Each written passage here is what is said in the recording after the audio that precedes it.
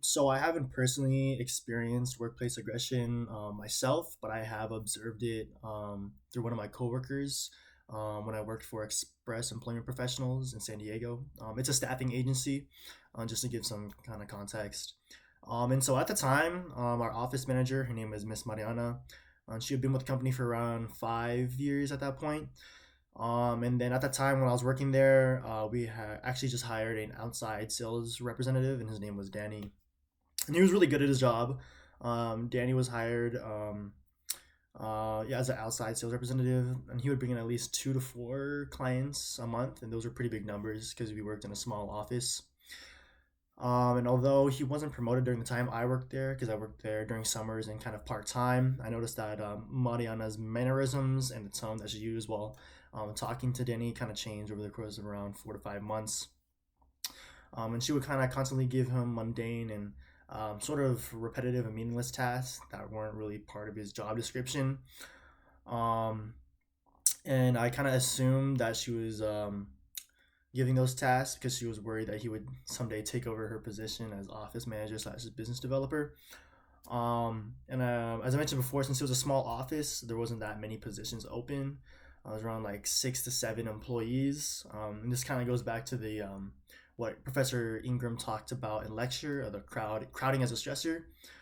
So that's basically when there's a limited amount of resources, so everyone's kind of forced to compete with each other. I think that's kind of what our office manager felt, because she thought Danny was going to take over her position. And this type of quote unquote leadership made Danny irritated, and I kind of saw that every day and caused him to talk back to her sometimes. And it would cause kind of disruptions within the office because you can clearly hear them arguing in the break room.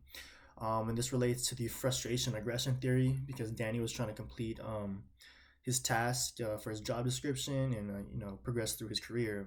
But unfortunately, Mariana was kind of hindering him and giving him obstacles so that he really couldn't. And so he kind of lashed out at her.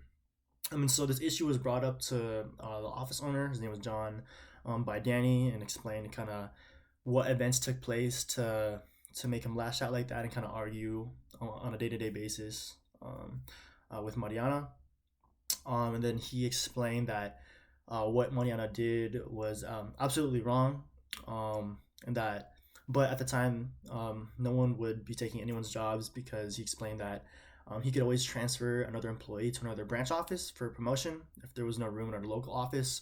So there's a little bit of miscommunication there, misunderstanding through the owner and Miss Mariana's part, and um, it kind of hindered Danny because Miss Mariana thought he would take his position. So it kind of just goes back to being hard on the problem, but not on the person.